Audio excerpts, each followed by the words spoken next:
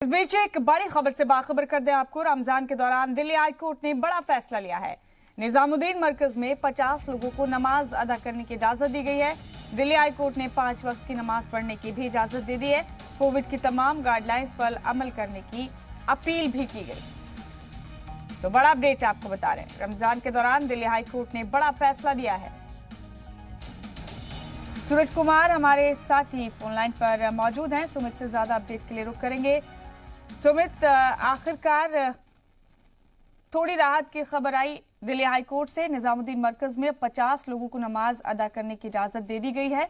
5 वक्त की नमाज करेंगे अब लोग रमजान के दौरान मरकज में। शर्त यह है कि गाइडलाइंस की पूरी तरह से पासदारी की जाएगी। तफसील से जरा बताइए। जी बिल्कुल, देखिए 1 साल के लंबे इंतजार के बाद निजामुद्दीन का जो मरकज है वो खुल सकेगा। और आज दिल्ली हाई कोर्ट ने दिल्ली वक्फ बोर्ड की याचिका पर आदेश दिया है कि अब निजामुद्दीन मरकज को खोला जा सकता है। हालांकि जो कोर्ट का आदेश है वो सशर्त है, क्योंकि डीडीएमए का जो गाइडलाइन है 10 अप्रैल का, जिसमें धार्मिक स्थलों को बंद नहीं करने का फरमान दिया गया था, उसी बात का हवाला देते हुए हाई कोर्ट ने कहा कि डीडीएमए जब धार्मिक स्थलों को बंद करने का फैसला नहीं लिया है तो ऐसे में मरकज को भी बंद करने का कोई आधार नहीं बनता है। ऐसे में हाई कोर्ट ने इसके पीछे कुछ शर्त लगाई है। जो मरकज की जो पहली मंजिल है वहां पर 50 लोगों की संख्या में एक बार में नमाज अदा कर सकेंगे 5 पहर, ये हाई कोर्ट ने कहा है। हालांकि दिल्ली वक्फ बोर्ड ये भी चाहता था कि बाकी जो 3 मंजिल है वहां पर भी 50-50 की संख्या में लोगों को नमाज पढ़ने की अनुमति दी जाए।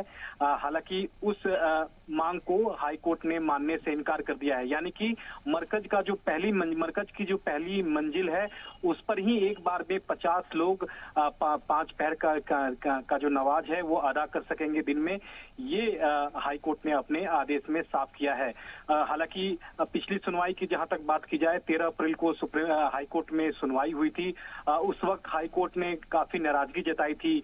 जो वक्फ बोर्ड के जो चेयरमैन हैं अमनुल्लाह खान, जो विधायक हैं, आम आदमी पार्टी के विधायक हैं, उन पर काफी नाराजगी जताई थी। और हाई कोर्ट ने उनके जो ट्वीट वीडियो संदेश में जो कहा गया था कि हाई कोर्ट ने मरकज को खोलने का आदेश दिया है, उस पर कड़ी नाराजगी जताई थी। और हाई कोर्ट ने कहा था कि हमने ऐसा कभी आदेश दिया ही नहीं है मरकज को खोलने का।